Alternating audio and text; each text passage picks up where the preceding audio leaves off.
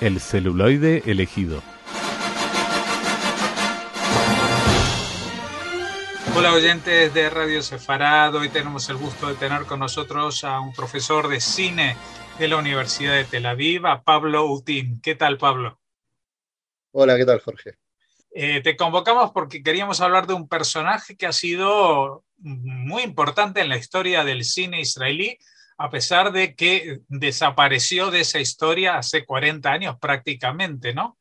Estamos Sí, hablando de Uri Zohar, que acaba de fallecer la semana pasada, el eh, Rab, el rabino Uri Zohar. el rabino Uri Así todo Zohar, al que también mucha gente conocerá como el consuegro de Arik Einstein, el cantante, porque claro. dos hijas de Arik Einstein se casaron con dos hijos de Uri Zohar y ellos dos habían colaborado en aventuras cinematográficas muy incipientes del cine israelí, ¿no?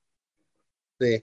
Mira, vos dijiste que, tú dijiste, José, que Uri Zohar fue importante para el cine, pero la verdad que no fue solo importante para el cine, él trascendió el cine y el teatro. Él fue un ícono cultural acá en Israel, de los más importantes, de los más, que más influenció a la cultura israelí. Él inventó, junto con su banda de amigos, digamos, entre ellos estaba Arik Einstein, más cercano, inventó la cultura israelí en los años 70. O sea, uno no puede pensar en la música, el teatro, el humor, el cine israelí sin pensar en Uri Zohar, porque él, por ejemplo, y Quillón, el otro, pero ahora hablamos de Uri Zohar, fueron los que inventaron lo que es el israelismo, se puede decir, ¿no?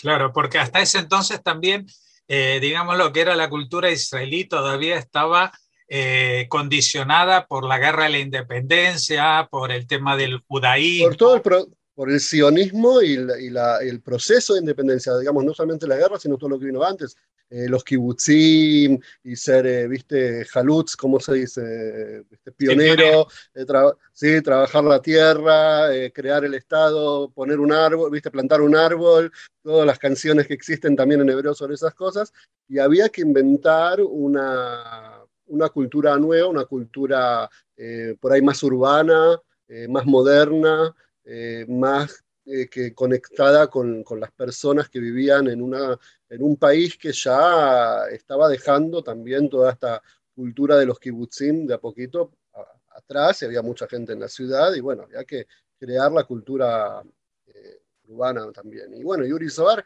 la inventa, hace la va buscando en el cine. Si hablamos del cine, él empieza haciendo muy importante una parodia sobre una sátira política sobre el sionismo, que se llama Agujero en la Luna, Jorba Lebaná, un agujero en la luna, pero que si juntás las palabras Jorba Lebaná también significa como si es un destrozos, ¿no? Destrozos blancos. Y él hace toda una parodia sobre el sionismo, se ríe de la idea de crear ciudades y todo. Es una película muy consciente, autoconsciente, muy influenciada por la nueva ola francesa y todo. Y lo que hace Uri Soar es realmente a través de la comedia y a través también del drama, a veces buscar qué es lo que significa ser israelí, él nace, él crece, digamos, es joven en la época de la independencia, y toda su generación, que se llama la generación de la Mediná, la generación Del de la Estado. declaración del Estado, que es la declaración de la declaración del Estado, ¿no? La generación que nacieron o eran niños durante la generación del Estado, y había una gran expectativa de que ellos lleven a Israel, que ellos creen la cultura israelí, que inventen la cultura israelí, que lleven a Israel a lugares muy altos, ¿no? Que cumplan las expectativas, porque sus padres y sus abuelos, viste, se sacrificaron para crear el Estado. Ahora ellos tienen que justificar ese sacrificio. Y era una responsabilidad muy, muy grande, y yo creo que eso explica mucho también de a toda esa generación, y específicamente a Willy Soar como el símbolo, uno de los símbolos más importantes junto con Arik Einstein de esa generación del Estado, con ¿no? La responsabilidad de justificar ese gran sacrificio que hicieron sus padres y sus abuelos para crear el Estado de Israel. Y ellos no quieren. Ellos quieren, viste, estamos en los años 60, 70, hippies, drogas, rock and roll. Ellos quieren pasarla bien. Ellos quieren joder, ellos quieren hacer eh, fiesta. Y son vistos también, son muy criticados a veces en ese sentido. Los llamaban también, parte de ellos eran, los llamaban la generación del espresso, la generación de Dora Espresso, se dice en hebreo. Lo único que quieren es sentarse en el café y tomar espresso, ¿viste? Tomar el café y no hacen nada productivo para realmente, o sea, las generaciones viejas pensaban que ellos no hacían nada productivo, pero en ese momento estaban reinventando lo que es ser israelí, con cosas que tenían que ver con un, un impulso sexual muy, muy fuerte. Muchas de sus películas tratan de una persona que no logra controlar su impulso sexual, sus ganas de, ¿viste?, estar con todas las mujeres y de engañar a su mujer constantemente. Son películas muy también autobiográficas en cierto sentido, en las cuales Uri Zohar expone su más, ¿cómo se dice? Su más lugares, sus más oscuros, ¿no?, lugares de la personalidad. Ujú. A veces se me van un poco las palabras en el español, ya hace 25 años que estoy acá. Eh, y son comedias, pero son comedias, las películas que hace son comedias generalmente sobre jóvenes o tipos de 30 años más o menos en Tel Aviv, que son amigos y que están buscando a quién encamar, con quién engañar a sus mujeres. Y esas son las películas que hace, son tipo, se les puede llamar un poco comedias sexuales, un poco comedias, pero algunas fueron muy criticadas y mal vistas, y otras son vistas como obras de arte. Y esto también era parte de lo que era Uri Zohar, que te podía hacer una película que parece una vulgaridad insoportable, y otras que de pronto te parecen una obra de arte, de cine de autor, muy, muy delicadas, muy, muy complejas, ¿no? Y esta era y su imagen, que muchos lo conocen también no solamente por las películas. Vamos a hablar de decir los nombres. Las películas son Metzitzim, Peeping Toms, ¿cómo se las llama? Los voyeurs, ¿no? Sí, sí, sí. Metzitzim, voyeurs, los que espían a mujeres sobre gente en la playa, que espían a las mujeres en los baños en la playa para verlas desnudas, voyeurs. La otra es Einaim Dolot, ojos grandes, que habla de este personaje Uri Zohar, que era actor también, ¿no? Y aparece él mismo, como Benny Furman, es el nombre del personaje, que todo el tiempo tiene los ojos grandes, en el sentido que está mirando todo el tiempo a qué chicas quiere encamar, y está casado y engaña a su mujer, y su mujer, ¿viste?, lo quiere dejar o no lo quiere dejar, y qué hacen con todo eso.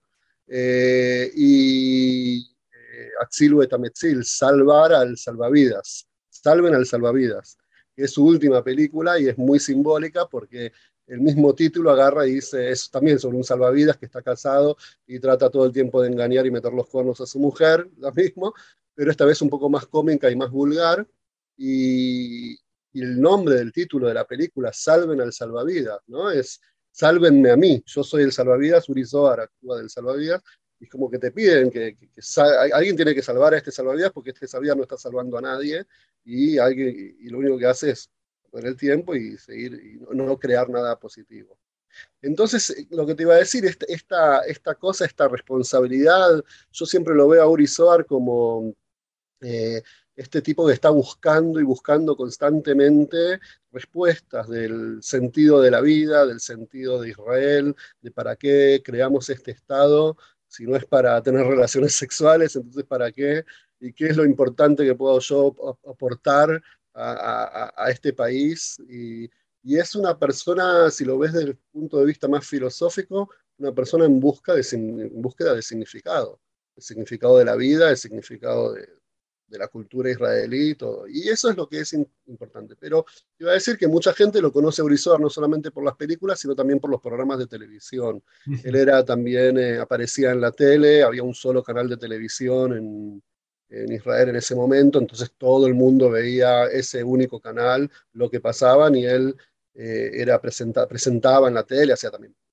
publicidades, hacía todo. Entonces llegó a las casas de mucha gente, y tenía una personalidad, un carisma impresionante, que era un atorrante, un vago, pero al mismo tiempo con mucho carisma y mucha magia, mucho, viste, que enseguida te atrapa y muy querible, ¿no? Bueno, Eh, entre esos trabajos de televisión hay algunos sketches que se encuentran en YouTube del programa LUL de Gallinero, y justamente allí hay uno que es muy conocido y memorable con Ari son Einstein, clásicos, que son muchísimos clásicos. clásicos, que son gente que son inmigrantes viejos que reciben a los nuevos inmigrantes y ese proceso desde el punto de vista del Israel actual es realmente un mensaje muy poderoso, es decir,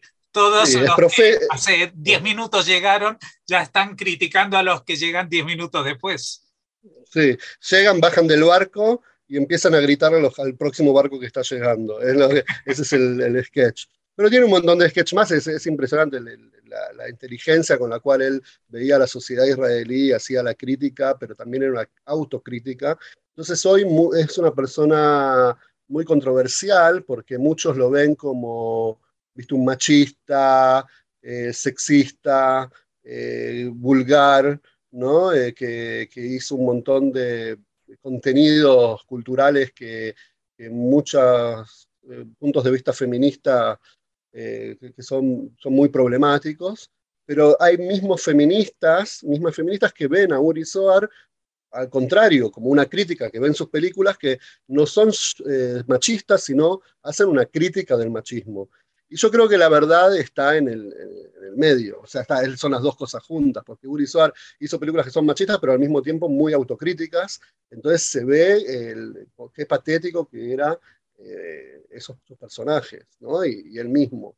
Y eso es lo que también nos da a entender este gran quiebre, esta gran crisis que vive Uri Zohar y por la cual es recordado, y cuando vos lo presentaste, yo te dije, no es Uri Zohar, es el rabino Uri Zohar, y claro, en el 1977, cuando termina de filmar su última película, esta de Salven al Salvavidas, él ya en la película, ya la iba, no se ve en la película, pero cuando dirigía se ponía la kipá, y empezó a estudiar Torah, empezó a estudiar religión y se volvió ultra ortodoxo, se volvió el rabino Uri Zohar durante los años fines de los 70, principios de los 80, abandonó completamente el mundo del espectáculo y se volvió un rabino muy apreciado, muy valorado dentro de la comunidad religiosa ortodoxa israelí.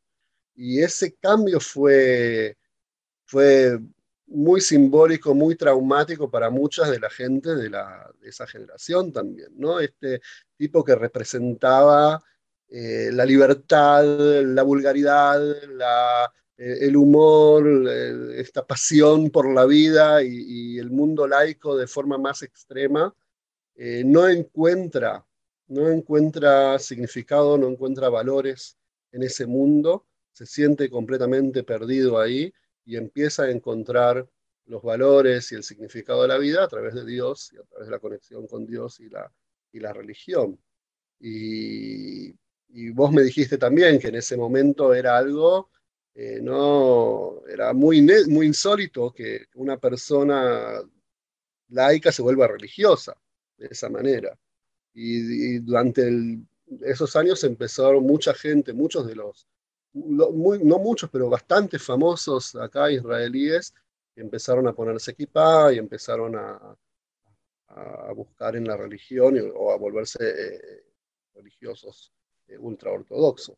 Es como un proceso así que hoy lo vive mucha gente, también no famosa, que eh, sienten que la vida laica y la vida moderna no les da el significado que ellos buscan en la vida y lo encuentran en la religión. En ese sentido, también Uri Zohar pasó a ser una especie de símbolo de, del nihilismo de la vida moderna, de la cultura israelí laica, ¿no?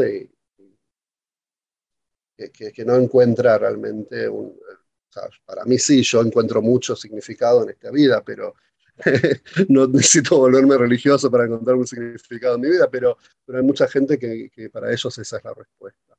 Y Uri Zohar marcó como el comienzo, no sé si fue el primero, pero fue uno de los más importantes que, como símbolo, que la gente estaba choqueada y dejó una cicatriz muy fuerte ahí.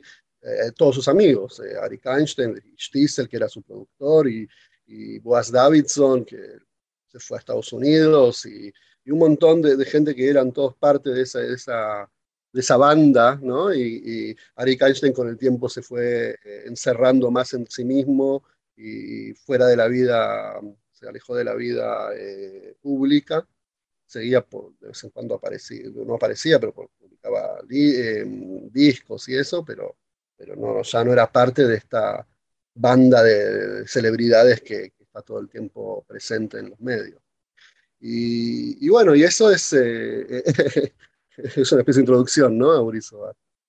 Y la pregunta es, él no buscó compatibilizar lo que había sido hasta entonces con ese nuevo yo de rabino, porque tuvo algunas muy pequeñas producciones de anuncios y cosas así que hizo cuando ya era rabino, pero me imagino Sí, que le ofrecían buen dinero sí. para sacar proyectos Mira, adelante. yo tuve un encuentro con él, tengo una amiga, una de mis mejores amigas, Marlene Wienig, voy a decir el nombre, es una chica religiosa, ortodoxa, que ella se hizo religiosa, o sea, creció en un ambiente laico muy abierto, muy liberal en Jerusalén, pero más o menos a los 20 años, ¿viste? Decidió que no, que eso no tenía ningún... Y ella era amiga de Uri Zohar y un día lo invitó a su casa y me invitó a mí, tuvimos un encuentro muy interesante, así que lo pude conocer personalmente. Y él era un loco por el cine, le encanta el cine, era un fanático del cine. Pero eso lo preocupaba bastante, porque tengo otro amigo, Danny Rosenberg, que hizo una película sobre Uri Zohar, un documental, Uri Zohar Vuelve, que es recomendadísima, es un peliculón si hay alguna manera de verla, un documental que se llama Uri Zohar Joser, Uri Zohar Vuelve, y ahí se cuenta una anécdota que ya me la había contado Dani también personalmente, que en un momento Uri Zohar, en el principio de los años 2000, o sea, hace más o menos 20 años, una cosa así, menos 15 años, ¿viste? Ya bastante viejito y religioso, tiene que hacer una película como anuncio para la sociedad religiosa y él acepta. Dice, dale, para hacer así en video y filmar. Y pero necesita equipo de gente, equipo técnico y necesita ayudantes. Entonces, Renan Shore, que era el director de la escuela de cine de Sam Spiegel de Jerusalén y amigo de Uri Zohar en su momento, ayudante de dirección de Uri Zohar, entonces Uri Zohar le pide a Renan Shore si él le puede dar, puede dar estudiantes de cine buenos que lo ayuden a filmar su película. Y Danny Rosenberg fue ahí como ayudante. Y él me contó esta historia que era impresionante. Están filmando una de las escenas en un cementerio. Y están filmando, alguien murió, entonces los actores están haciendo, que están muy tristes que alguien murió, pero que tiene dos actores, una actriz, un actor, y la cámara, y bueno, y no es suficiente, ¿no? Es muy poco. De pronto Uri Zohar ve que están sepultando o que están haciendo una especie de conmemoración, no sé, un grupo de gente de verdad, ¿no? En el cementerio, ellos están filmando en una esquina del cementerio, en la otra parte están la gente ya, no sé, digamos, enterrando un ser querido. Uri Zohar agarra y le dice al cámara, andá allá, le dice a los actores, vayan allá, métanse entre la gente que están ahora haciendo este sepulcro, están sepultando a la gente, y lloren y los vamos a usar como extras. O sea, son gente que están de verdad en el cementerio, pero los vamos a usar como extras y filmamos la escena ahí. Dani me dice, no, le dice Uri Zohar, le dice, no, escúchame, me parece, no es respetuoso ir a hacerlo. No, va a ser un excelente, viste, Uri Zohar dice, va a ser una excelente toma, vamos, hagámoslo. Dani me dice que él se queda detrás. Uri Soar va con el cámara y con los dos actores y filma la escena, y después de unos cuantos minutos vuelve, se sienta Uri Soar al lado de este chico Dani y le dice, ¿ves por qué no hago cine? Porque me entra el demonio. Me entra el demonio. Así dijo. Y esto está en la película también, lo pasaron y lo muestran, lo cuentan, porque es terrible, porque el tipo sabía que cuando aparece, yo para mí eso es una de las anécdotas más representativas de Uri Soar. Por un lado, esta pasión por el cine y por hacer algo que tenga significado dentro de una película. O sea, cuando hace una película, él se entrega completamente y quiere sacar lo mejor que puede hacer. Algunas salieron bien, otras salieron mal, pero en todas está toda su pasión. Puso toda su pasión ahí. Porque cuando está y agarra la cámara y mira el mundo a través de la cámara, él quiere contar una historia y quiere que sea con todo, no te voy a decir real, pero te voy a decir con todo el sentimiento, con toda la emoción, con todo lo que puede tener adentro. Y, pero al mismo tiempo le entra el demonio, esta obsesión por hacer algo bueno, algo grande, algo impresionante, un cine espectacular, no espectacular en el sentido de grande, sino de emociones, de sensaciones, de realismo emocional, autenticidad, un cine auténtico se le puede decir, y creativo, lo llevaba en esa creatividad a lugares muy oscuros, a lugares muy difíciles, a lugares en los cuales parece que le hacía mal a mucha gente alrededor suyo. Y para él la única forma de salvarse, alguien tenía que salvar a este salvavidas, la única forma de salvarse era desconectarse, era hacer el corte total, desde mi análisis por lo menos, porque un poco es como, viste, no sé si es una buena comparación, espero no ser de mal gusto, pero digamos alguien que está como con una adicción, puede ser al alcohol ¿cómo se dice?, al casino, y tenés que cortar, porque viste, un poquito, ves, si no te aguantás, por ahí podés volver y recaer en la adicción. Y en ese sentido, Uri Soar era adicto al cine, adicto a la creatividad, adicto a... Tiene una especie, es muy raro, ¿no? Una adicción al arte y al espectáculo, que lo transformaba en una persona, por un lado, completamente total, que vivía completamente dentro de esta, ¿no?, creatividad artística del mundo del espectáculo, vivía el mundo del espectáculo, era un performer, ¿viste?, impresionante, pero por el otro lado se le metía también algo, esa obsesión lo hacía una persona ¿cómo se dice?, que hiere a otras personas. No ve a la otra persona como un ser humano, sino lo ve como una función de su acto creativo, como un objeto para su acto creativo. Y en ese sentido es una de las personas más impresionantes que conocí en ese sentido, ¿viste? Tiene esas caras y cuando nos encontramos a hablar, él quería hablar de cine, pero también se cuidaba mucho. Cada vez que le hacíamos una pregunta que es más importante, más así como de cine, y que le incentivaba a hablar de la pasión del cine, él paraba y empezaba a hablar de la Torá. Y enseguida hablaba de lo importante que es la Torá. Era algo que también lo podía hacer con obsesión, porque de alguna manera uno puede decir que la religión ortodoxa es una especie de obsesión con las mitzvot y con las reglas, y estar todo el tiempo cumpliendo reglas y reglas y todas las ceremonias que hay que hacer, pero es mucho más segura, ¿no? Es inofensiva, en cierto. Bueno, mientras no se metan en política. A nivel personal es inofensiva. Bueno, Pablo Utín, profesor de cine de la Universidad de Tel Aviv, también apasionado por el cine, como vemos, sí, relato sí, sí. sobre... Me imagino que me puedo conectar con el lado de la pasión, me conecto mucho ahí. Pues te agradecemos muchísimo que nos hayas ayudado a conocer un poquito más de este personaje que para algunos recién lo conocerán ahora porque ha estado prácticamente ausente de la creatividad israelí en el cine, que hoy en día es muy conocida en el mundo en los últimos 40 años, pero que ha sido una su estrella, estampa, una supernova, ¿no? Que sí, dejó su estampa.